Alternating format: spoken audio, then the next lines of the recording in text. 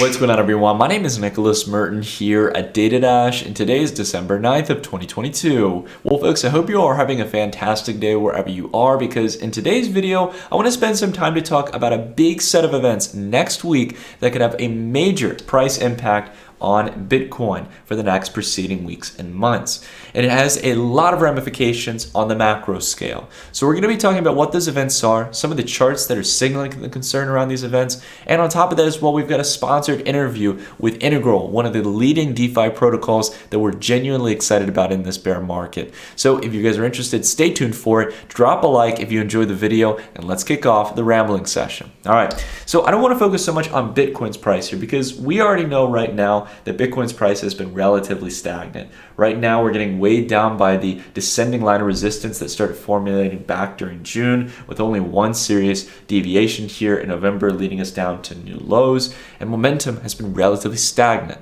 This already alone is a pretty big concern for Bitcoin's future, at least here in the near term, before we can really start to think about finding a low.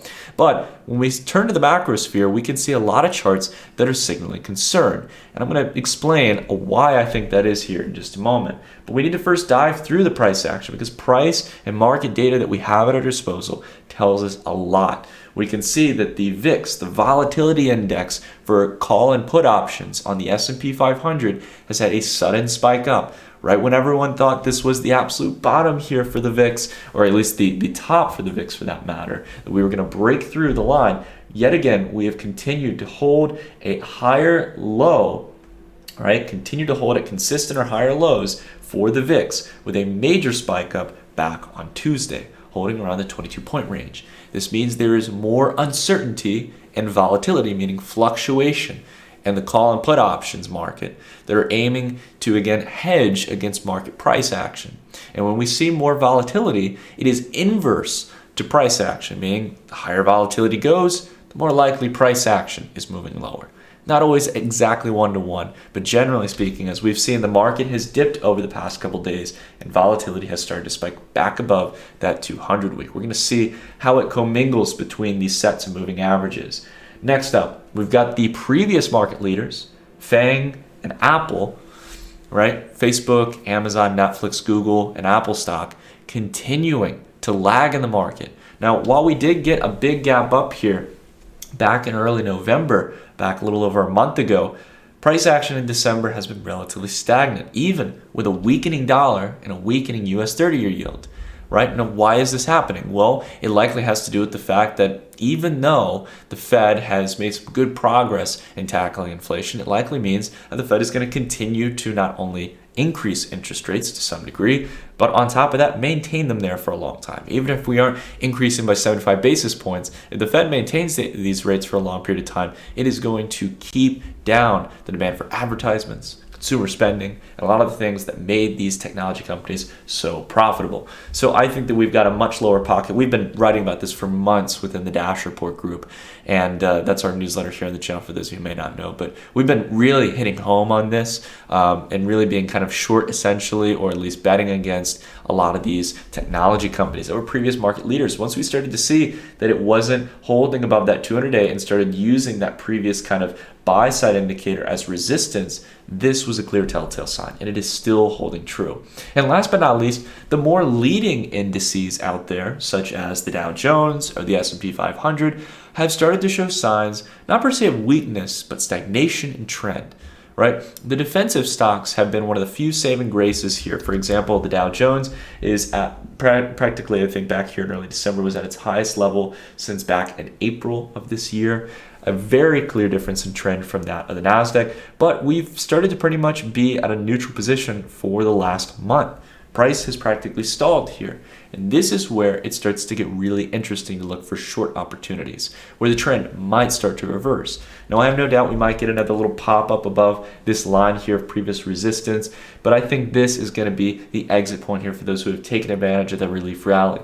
And the reason why is because we're not just seeing it in the Dow Jones, we're seeing it in the S&P 500, and we've got to consider the things that the market is starting to get concerned about. Why is it the volatility has started to spike up here? Why is it that those market leaders are starting to fade a bit in their momentum? And why is it that the tech stocks are still rolling over? Why are people not buying the dip? Well, the reason, in my opinion, is what's coming up here next week. And it has to do with the upcoming inflation numbers from the CPI report, as well as the Fed FOMC meeting. Now, I don't want to bore you guys too much, and we talk about a decent amount about the Fed here. And I sense that a lot of you out there don't want to talk about the Fed too much. It kind of does get boring. But generally speaking, these are big events here. I'm not here to sugarcoat it or say, oh, there's going to be some great protocol that's going to lift up the crypto space. The fact of the matter is, the CPI report has a major weight, and it's coming out on December 12th, on Monday of next week, at 8:30 a.m. Eastern Standard Time. And on top of that, to make matters worse here, if that CPI report is a negative upset, meaning that it is a huge, higher number, much higher than what people have expected, and we have that December FOMC meeting, which is likely going to be on the 14th. It's usually the second day that they have listed on the calendar. This means that there could be a major upset from what the market is expecting the Fed to do. And let me explain why. When we take a look here at the current effective federal funds rate, it's sitting around 3.8%, somewhere between a pocket of 3.75 to 4%. The market right now, according to the CME group, the Fed Watch tool, this is one of the big ways of predicting what the Fed is likely going to do. Over 80% of the market is expecting the Fed to do roughly a 50 basis point increase. This is what you've heard from all the headlines. It's why that US 30-year yield has started to decline. The overwhelming majority here believe that the Fed is going to do a 50 basis point hike. Now, I'm not here so much to disagree with that, but I do want you guys to understand and heed the important point here, which is that if the Federal Reserve sees a major upset in the CPI to the downside, meaning that inflation is still incredibly elevated month over month, and that the annualized target that they're aiming to reach of 2% is still far away, then they may very well do another 75 basis point hike. They may want to prove that they are going to do what's necessary to get inflation curbed right here, right now. And while a lot of the headlines have been pulling at straws to try to see whether or not Jay Powell will start to pivot, I have to tell you all, I haven't seen any clear direct signs from the Fed as of yet. Couple small comments that they're considering it, but nothing that guarantees that they're absolutely on board with just doing a 50 basis point hike. And even if this is the case here, when it comes to the topic of investing, we need to see whether or not these assets are still going to do well. Once we've realized, oh, good news, we're going up to 50 basis points instead of 75. Does this mean the market is just immediately saved? Does this mean that we're kicking off the next bull run? No. In fact, if we look at previous bear markets, even as the Fed is starting to pivot and starting to drop the federal funds rate by multiple points here, if you just look back at history, you'll see that equities still went down, assets still underperformed. Because again, to the point that people say that these things have lagging effects, you can't just come in immediately and cut interest rates and save the day. The effects are already set in from these interest rate hikes. They're already set in from the quantitative tightening. So that's a big point here. Again, there's a lot of double standards people play into and stuff, and I'm not going to say I'm a saving grace. Everyone's got their flaws here, and they miss certain things. But I just want to point here, guys, that really the market is in a catch-22 here. Either the Fed is going to continue to increase interest rates and curb inflation, setting a further outlook for this bear market, or maybe the Fed is at the peak of its tightening cycle, like some people are calling for, and it's going to slowly start to round it off and keep it there. But still, that's going to be a terrible environment. Like, nothing here is beneficial for risk-on assets. And trust me, I'm a channel who would benefit from risk-on markets going up. I'm just being realistic with you guys. I'm not going to lie to you. I'm not going to sugarcoat it. I'm not going to promote referral links to crypto exchanges and say you need to trade every single move. I want you guys to preserve your capital. I want you to keep going back here. I want you guys to see that I really believe right now the market still has a ways to go here with all the restructuring in crypto. Now, there's two things I wanted to do here. First off, I wanted to ask you guys something really interesting, which is whether or not you'd like me to cover some of the developments around a really interesting new technology called ChatGPT. This is a new AI project. They're not sponsoring the video or anything, but this is something that has really, really interested me. I got to test around with OpenAI's new technology, ChatGPT, and I think it's pretty interesting. It's got some really major pros, some big flaws that I think are important to keep in mind as the technology is starting to get some interesting traction. So if you guys would like me to kind of cover my thoughts on this and also some of the macro ramifications of it, definitely let me know. I'm happy to do a video on that. Leave a comment down below. But I want to go ahead and kick off this interview with Integral. So if you guys haven't already, drop a like, and let's go ahead and dive into one of the few DeFi protocols that's aiming to shake up the automated market maker space in DeFi. Alrighty, everyone. So in today's sponsored interview, I'm sitting down with 0x Dorsal, who is the co-founder of Integral. Integral is one of our long-term partners here on the channel, and they're one of the few exciting DeFi protocols that I'm genuinely interested in. As many of you know, I've been a big fan of DeFi since back in 2019, and as we're in the bear market, I'm searching for value. I'm looking for the plays that are really trying to offer something unique to the space.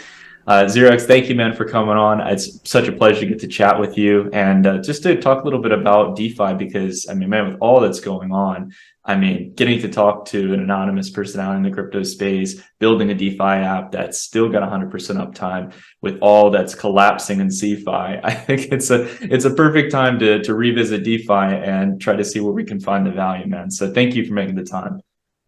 Yeah, well, thanks for having us, Nick. So, yeah, I mean, as people have seen from the past month or so, and you know, even earlier this year, what's top of mind for a lot of crypto users and traders is the aspect of counterparty risk, and you know, part of our whole go to market as a pseudonymous team for Integral is, you know, to highlight that at the end of the day, if DeFi is to succeed, it's really, you know, the products, so the smart contracts, the code itself, the actual blockchain transactions that matter, a pseudonymous system in itself, rather than, you know, folks that rely on, let's say, cult of personality and reputation farming that may have brought on like the demise of, you know, this whole delay and you know, deep freeze to our space. But you know, that's exactly, you know, why we embrace the pseudonymous approach, and you know, we understand our users like to stay that way too, right? Everybody is a,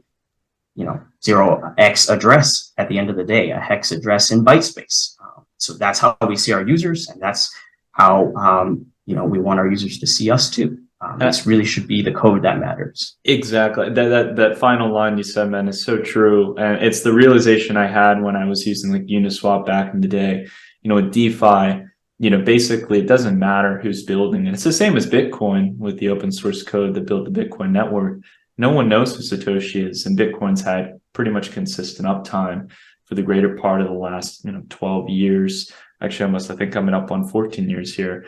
So it's incredible to see just how much DeFi has really started to build the solutions for these problems we're facing. But I want to go ahead, man. I want to kick things off and talk a little bit about Integral, because I think you guys really have the right mantra, and you're building something that I think is really important for the space. So as you heard earlier, guys, I was talking about my experience with applications like Uniswap, and these are forms of decentralized exchanges. You might hear automated market makers as well. They're a way where you can simply swap from one asset to another through a market order. And it's a way to do it without any other kind of additional trader. You're able to do it by yourself. You know the spread. But the problem that I think a lot of people run into with a lot of these apps is they run into large spread when they're trying to basically make these trades from one asset to another, especially if you're someone who's trading in hundreds of thousands of dollars to millions of dollars. So I wanted to kind of toss it over to you, man, and talk a little bit about what is Integral as an overall product and brand? And on top of that, talk a little bit about Size and Five, your guys' two main products right now in the market, and how they fix these issues. Yeah, so I'll start with, you know, the mission of Integral is really to serve on-chain traders, whether that be, you know, your first time spinning up MetaMask, or, you know, whether you're an on-chain hedge fund, or, you know, looking for an kind of like on-chain OTC large trade experience. So we really don't want to be selective here, but we believe that everyone deserves the best on-chain trading experience. And this kind of stems from the fact that DeFi, you know, DEXs have been traditionally lagging the centralized trading experience, even from a lot of our own early teams' experiments in DeFi. And Nick, I think you can attest to here, right? In 2019, 2020, results were, you know, quite lacking, but we believe that this will change, right? Especially as non-custodial is more important. So Integral is a DEX, right? So we see ourselves as providing the pro experience where, for example, Uniswap might lack, right? So we actually have our own pools. The two products are Five and Size, which came out in 2021 and 2022 respectively. And the whole idea around our AMM design is we don't discover the actual price via via arbitrageurs coming in and kind of jousting and figuring out what the best price of, let's say, ETH USDC is. But we would say, look, Uniswap's already doing this, and other DEXs that are doing this can be used as an average oracle, right? A time-weighted average, and we allow our traders to get a slippage-free trading experience by capturing that price at no price impact, no front running, and so doing that in a safe and easy way. So that's really what we're about, which is how do we lower the overall trading cost for on-chain traders in a time where a lot of these risks of on-chain trading are actually well known, right? Which is people front running you, people sandwiching your trades, just-in-time liquidity attacks. There's like a whole rabbit hole of this for the more DeFi interested out there. But how do we kind of keep costs easy to understand for users? And so with Size, we created a zero price impact trading experience. Five was about minimizing that, and Size took the price impact away and allows users to get that 30-minute TWAP price. So it would be like the perfect trading price on Uniswap if you could execute break your trade up synthetically into tiny little bits over the next 30 minutes on the next 30 minutes of Uniswap, right? So that's what we allow users to get. And now we're on Arbitrum as well, in addition to Ethereum mainnet, and that's where you can access us right now. So that's five.integral.link and size.integral.link. So those are the front ends for our DApps. If you guys are listening to the interview and you want to try it out, I'll leave a link down below in the description where you can check out the UI, but I'll show up some designs or some of the screenshots and videos of the actual platform. And I have to say, like, what I love about what you guys have built, I mean, not only the use of TWAP, which is something I'm familiar with overall, because I've had about a decade's worth of experience trading traditional markets. So TWAP is a really familiar phrase for me. But on top of that, not only that, you guys have MEV protection. So you guys are, again, providing that protection for users to not get front run. And this is something that it's ironic because, like, we really don't know. The Uniswap interface doesn't really let you know when this happens, but there are tons of different, like, small attacks, exactly as you mentioned, where you end up just paying more for your trade. If slippage isn't bad enough, you've got people front running you, getting that better market rate and basically making some kind of arbitrage or benefit off of you that you're paying the premium for. And I think they were tracking this either on Chain Analysis or one of the big data pools for crypto, and they were saying that there was either like tens, if not hundreds of millions of dollars just in the past year that went to these arbitrageurs. Like, a lot of money gets siphoned away from these inefficiencies. And the thing is, Uniswap and all these AMMs, they're very, like, efficient. They like to swap, but it's these hidden costs that people don't really account for. And I love what you guys are building overall because it fixes a lot of these, and it starts to step into a market that I don't think DeFi is really serviced yet. And I really want to get your take on this, which is, we've talked a lot about over-the-counter markets. And for those who may not know, OTC or over-the-counter markets are where people are making really large trades. So exactly some of the names you mentioned, like hedge funds, large participants in the market who needed to basically make swap from one asset to another, usually are working through some third party. And this could be a major exchange like FTX or Genesis. It could also be as well through an OTC desk. We've had a partner of ours back in the day was Caleb and Brown, but they're all centralized counterparties or third parties you have to work with. And I'm curious to hear your thoughts, man, on, like, what you guys are building at Integral is really fascinating. It works. It's been up for the past couple of months here since you guys launched the Size product. I'm curious to hear your thoughts on whether or not you think long-term DeFi can really eat up all that market share as a whole, and that this is the way people are going to trade in the future? Or do you think it kind of has its own niche spot? I'm curious what you think long term, like with this being Integral's one of Integral's big focuses. Yeah, I mean, I think, definitely 100% agree with, a lot of the issues that you mentioned, right? With on-chain trading is actually quite underdeveloped.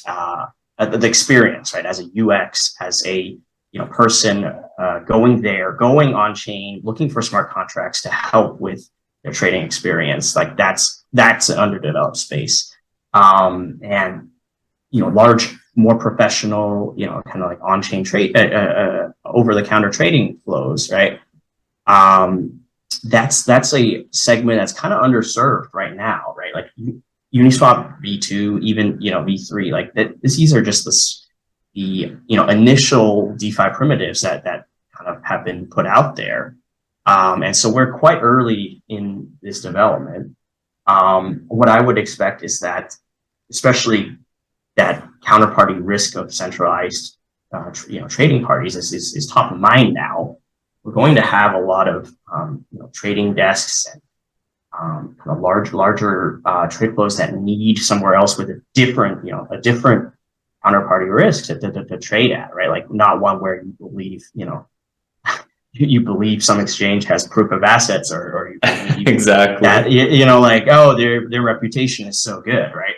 But rather one where you can just look at the on-chain record and the code and the actual liquidity present at us in these exchange contracts themselves, right? And that's what DEXs and other types of on-chain transactions, whether it's borrow lend, that's what it's about. So we think the days of like a big segment of traders leaving this omnibus like on CeFi trading experience, that's coming. They're leaving. We don't know exactly when, but this is what everyone's going to be thinking about this cycle. So our key insight is like, look, the opaqueness of CeFi like had actually allowed people to like the CeFi folks to keep trading costs actually really low, right? And like incentivize their favorite market makers, who might even be a sibling entity, right? To keep like transaction fees super low, right? And DeFi never really had these things yet because we're so immature right now. But we can use that to our advantage and actually build to the strengths of decentralized infra, which is, look, like you have to rely on harder forms of trust rather than these I say I owe you, right? And that should stand for something. But in DeFi, I think we hold ourselves to a higher standard there. So that that's just a long way of saying, like, I think like the wins for counterparty risk being reevaluated is going in DeFi's favor, and for for DEX builders like us, like Integral, at Integral, we think, yeah, exactly that's something to lean towards, right? To keep growing with this segment and make sure that they have they can make the right choice themselves, right? And that doesn't mean people won't, centralized exchanges will still exist, but they can, different users can make their own choices, and we just want to provide enough alternatives so that they can make that switch to on-chain trading if they should, they should.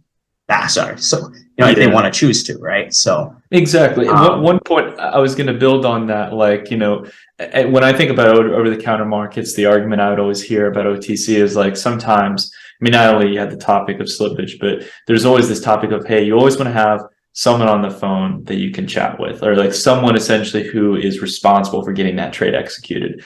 I think after FTX, people don't care about that anymore. They are so, especially in crypto, are so distrusting of centralized institutions. And like you said, there will be centralized finance platforms still. There will still be exchanges, hopefully more reputable ones. But I think there's now, like, even in the bear market, you saw, like, I think the moment after FTX, you saw this big spike in Uniswap volumes. You start seeing DeFi operating perfectly fine and stomaching these downturns. Compound, Aave liquidating contracts, showing the on-chain collateral to protect depositors. everything is a well-oiled machine and it's working. And I think that the bear market's been kind of a testament to that. And I like, again, that you guys are focusing on not only DeFi, but on kind of building this really efficient automated market maker that uses time-weighted average price. And I wanted to kind of hone in on an important question for me, because I've talked to Ryan and some of the team, and I was curious to ask you if you guys think long term, like the vision is just to focus on kind of this AMM improvement technology, building a better AMM or decentralized exchange, or is it more broader than that? Do you guys really see Integral being this umbrella brand that builds a whole suite of DeFi services? I know you can't focus too widely at the end of the day, but I'm curious, what's that vision look like for you guys? Well, yeah, certainly in a bear market, this is something, building adjacent products is top of mind for us when the time is right. I would say with a lot of the on-chain trading bread and butter that we started in 2021, when we went out of stealth, that's when we decided, hey, like, the on-chain spot trading problem still has a lot of meat to it. So we'll be on this for the immediate future, right? Which is not just about, yes, certainly better tech in a in our style of AMM. That's definitely the core R&D of it. But I would say we're in the middle of development right now, where really it's about productization of this. So one big challenge we've faced in the past year and a half is that we've done about $500 million in volume to date on the TWAP style execution, which is an async trading, right? That's like 99.9% of on-chain trades don't happen in this style, right? And that actually prevented us from actually further capturing further trade flows, because a lot of on-chain trades actually started being executed by DEX aggregators. So like the likes of the 1 inches, the 0x's, the Paraswaps, these types. Right. And so it took us about a whole year to tie up some loose ends and re-engineer. And now, one of our things for this current quarter is actually pushing size TWAP access to a broader base of users that face DEX aggregators right now. So like a lot of crypto wallets and non-custodial wallets and users actually either directly or indirectly use a lot of these aggregation services.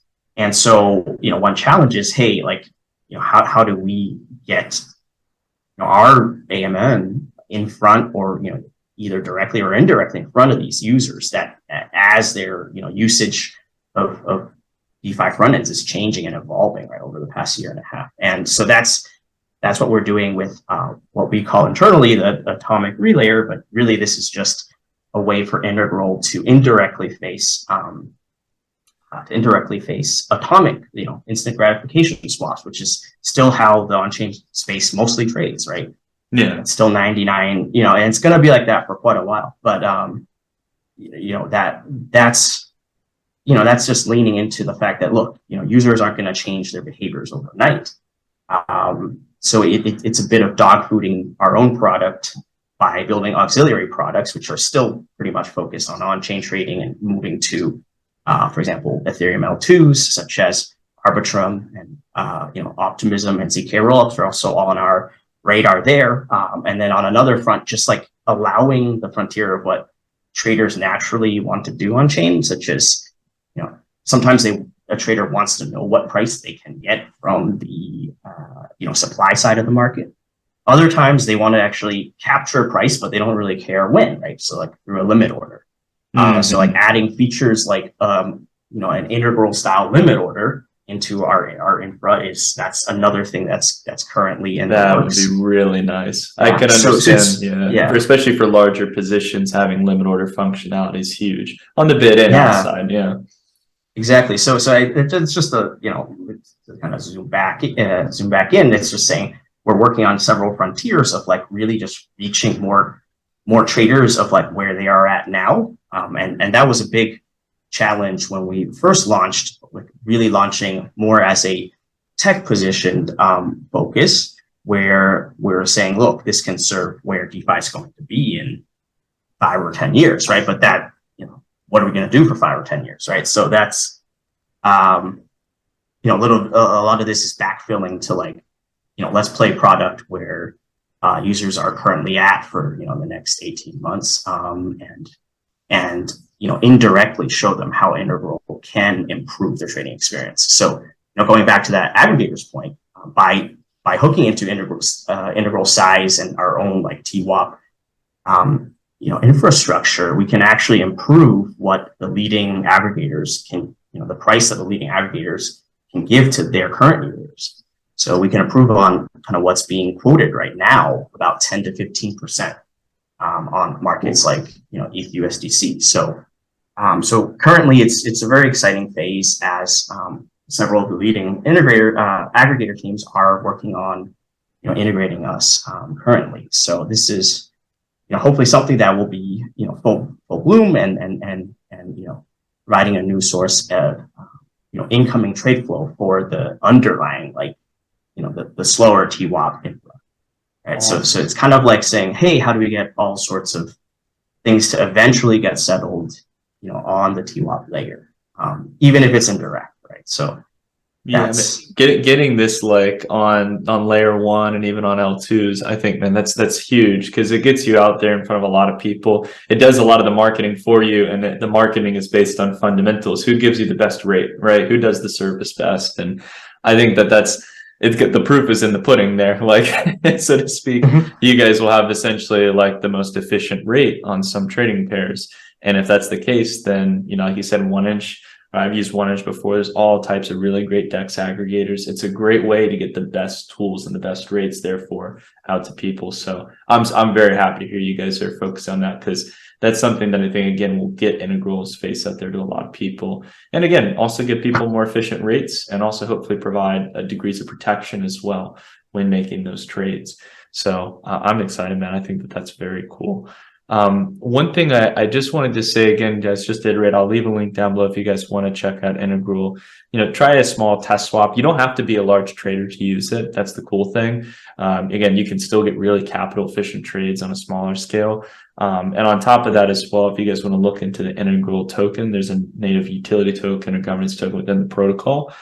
There's ways like that where you guys can get involved, and you can also check out some of the different resources. We got some great community pages, and also as well, you can also follow 0x over on Twitter. But I just wanted to ask you, man, like, what's one of the best places people could go to, outside of checking out Integral, if they have more questions, if they want to get more involved, and maybe even become a part of the community? What would be the best place for them to go to? Yeah, so I think the most immediate way to just jump in is first take a look at our website, integral.link. And for our Twitter page, that has all the links to the Discord community, for example. So at Integral HQ is the Twitter handle. And on there, you can find the Discord link. And joining the Discord community is probably one of the best ways to kind of hear what's most up to date every week or so with the weekly community chat. It's also a good place to ask questions, like kind of if you run into issues. For example, if you're playing on the Arbitrum version of Size and you don't know how to switch, or you're wondering, hey, why is my transaction stuck, or am I just not understanding part of how the mechanism works, right? Those are the perfect questions for just dropping into the Discord for. So that's those are the sort of entry points for Nick, your viewers, Awesome. If they want to poke around or ask further questions. Very cool. And like I said, if you guys need to get access to those, I'll have it in the description, or the core link as well that we'll have there. We'll take you guys to where you can find them. But man, this was such a great conversation. It was cool because, like I said at the beginning, it's such a necessary time to start looking for alternatives, to start focusing on using self-custody browsers like MetaMask or Block Wallet, some of the ones we've talked about here in the channel, and then tapping into those DeFi protocols. And once you start getting your feet wet, you really start to explore just a wide range of applications and projects that are building right now that have been here before the bear market, similar to Integral, that have continued to build, continue to work, and have consistent uptime. Man, I'm just gonna say, like, seriously, you guys are one of the few projects I'm really excited about here for the next bull market, whenever it is. I don't know when that realization of the value is going to come in, but again, right now it's a matter of just tracking who's building, who's creating value that's yet to be realized, and tapping into that value, man. So I'm really excited to see what you guys continue to build. Thank you for making the time, man. And we'll have to have you back on the channel again, especially once there's more craziness going on in CeFi that needs to be cured with more DeFi engineering. I guess I hope there's less of that, but exactly.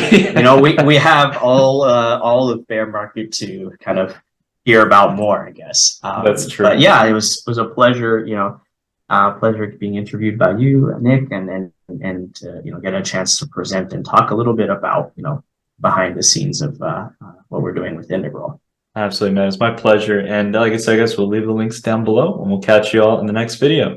Take care, everyone.